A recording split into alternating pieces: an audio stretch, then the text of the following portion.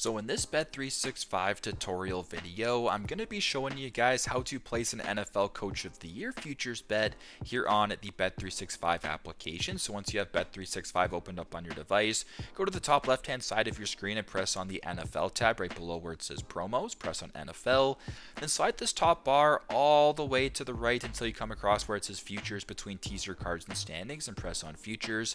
Now to change the futures bet to NFL Coach of the Year, press on where it says to win outright, press on that drop down right here, then scroll this all the way down to the bottom to where it says Coach of the Year and press on Coach of the Year.